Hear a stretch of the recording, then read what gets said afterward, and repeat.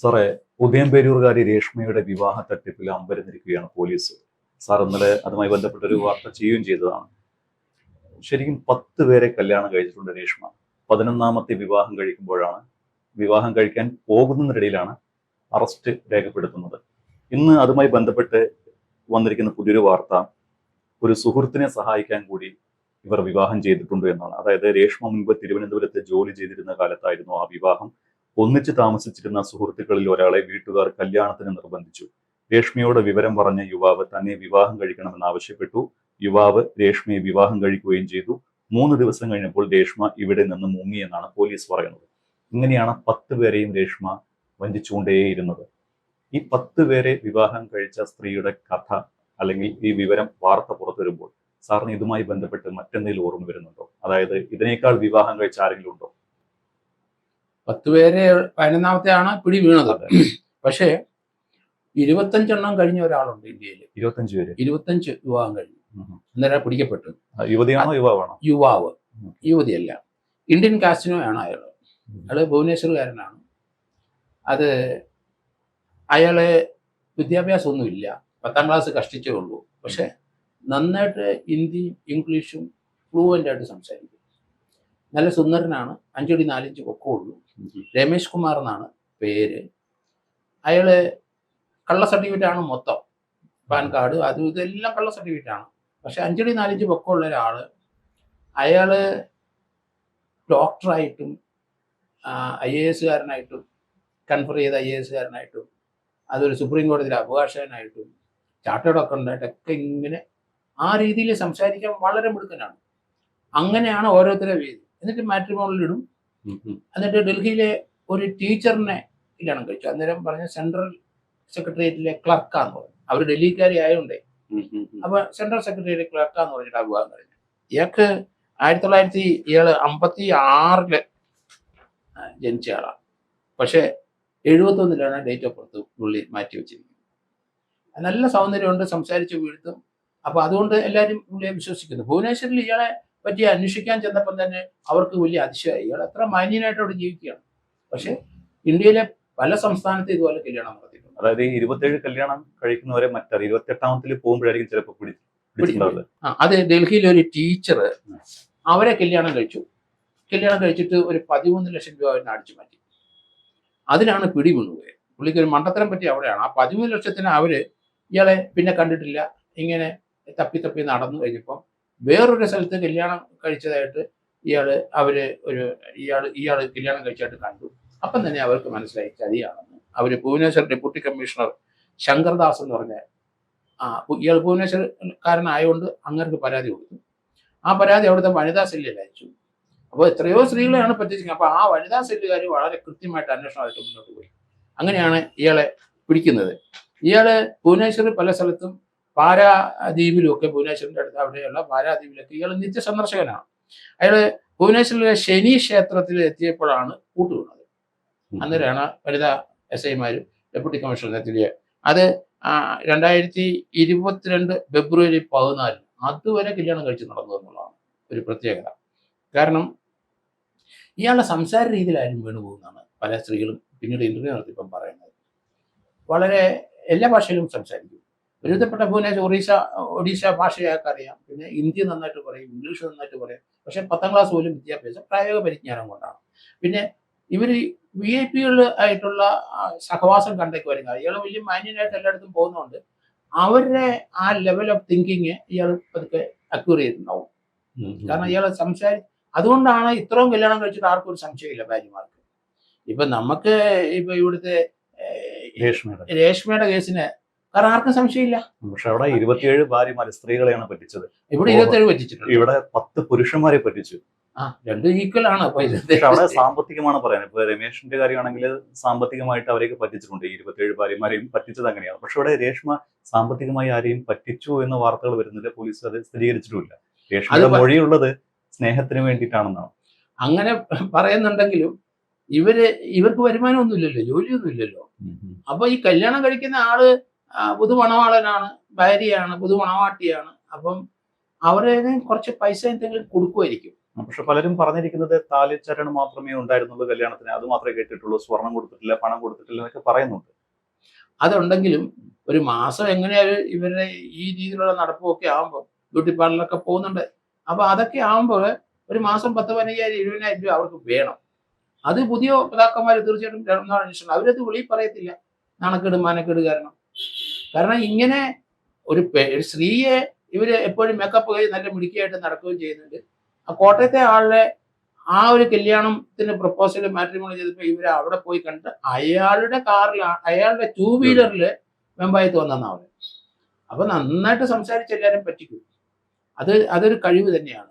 അങ്ങനെ പറ്റിച്ചെങ്കിൽ മാത്രമേ ഇത്രയെങ്കിലും കല്യാണം കഴിക്കാൻ പറ്റൂ. പക്ഷെ അതുകൊണ്ടാണ് ഞാൻ പറഞ്ഞത്, രമേശ് കുമാർ എന്ന് പറഞ്ഞാൽ 10ാം ക്ലാസ് പോലും വിദ്യാഭ്യാസം ഇല്ലെങ്കിലും വിദ്യാഭ്യാസം ഉള്ളവരെയാണ് കല്യാണം കഴിക്കുന്നത് പുള്ളി. നല്ല വിദ്യാഭ്യാസമുള്ള ടീച്ചർമാരും സർക്കാർ ജോലിക്കാരും അങ്ങനെയുള്ളവരെയാണ്, നല്ല സമൂഹത്തിൽ നല്ല പൊസിഷൻ ഉള്ളവരാണ് ഇയാൾ കല്യാണം കഴിക്കുന്നത്. അവർക്കാർക്കും ഒരു സംശയം വന്നിട്ടില്ല ഇത്ര നാളായിട്ടും.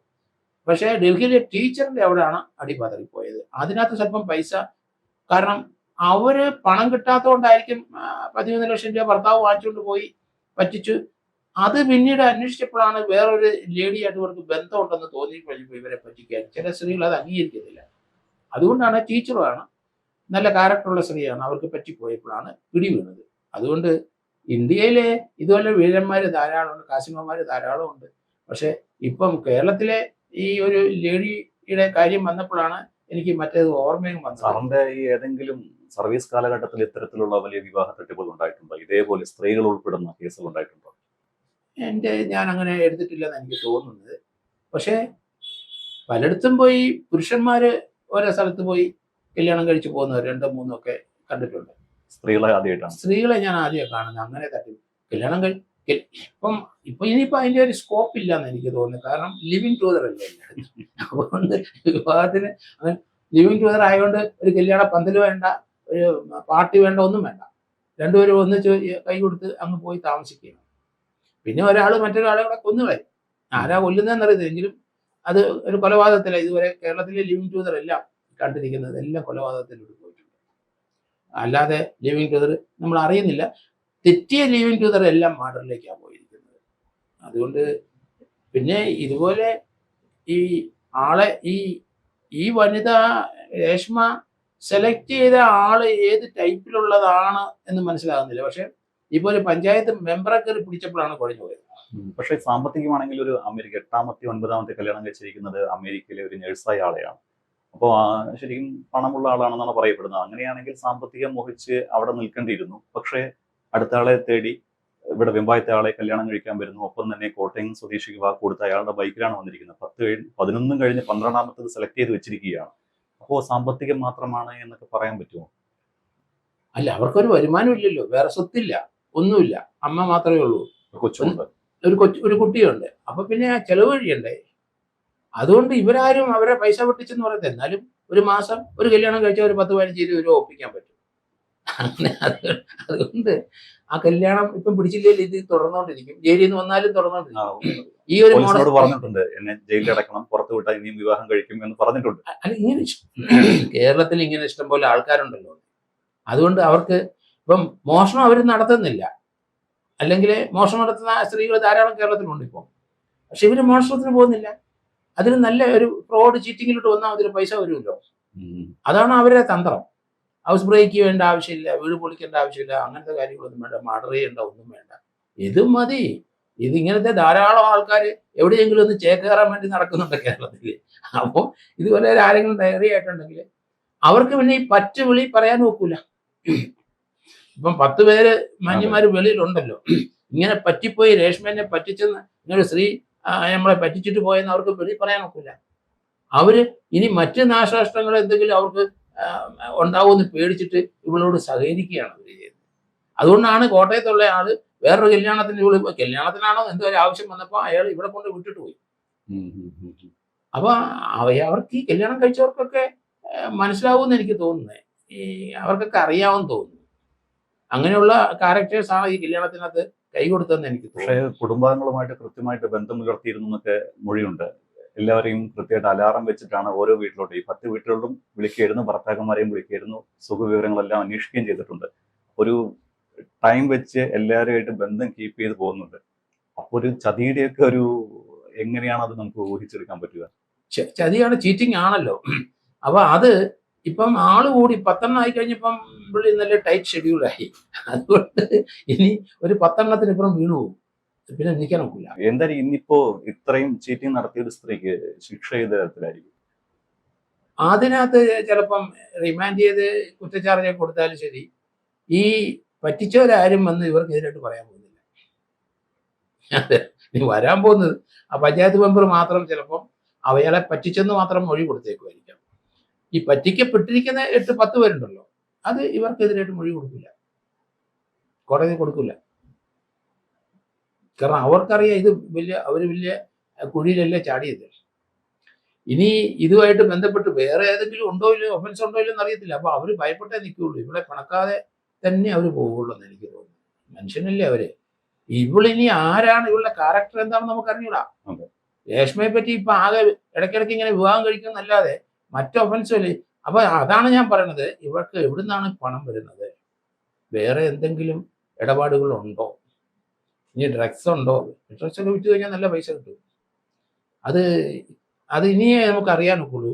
ഏതായാലും പോലീസ് ഇപ്പം ട്രിവാൻഡ്രം റൂറൽ പോലീസ് അത് അന്വേഷിക്കുന്നുണ്ട്. ഇവളുടെ ജീവിത രീതി മൊത്തം നമ്മൾ നോക്കേണ്ടിയിരിക്കുന്നു. അത് എനിക്ക് സംശയമാണ്. വേറെ എന്തോ ഒരു സോഴ്സ് ഓഫ് ഇൻകം അവിടെയാണ് ഞാൻ പിടിക്കുന്നത്. സോഴ്സ് ഓഫ് ഇൻകം ഇവർക്ക് എവിടുന്ന് കിട്ടുന്നു?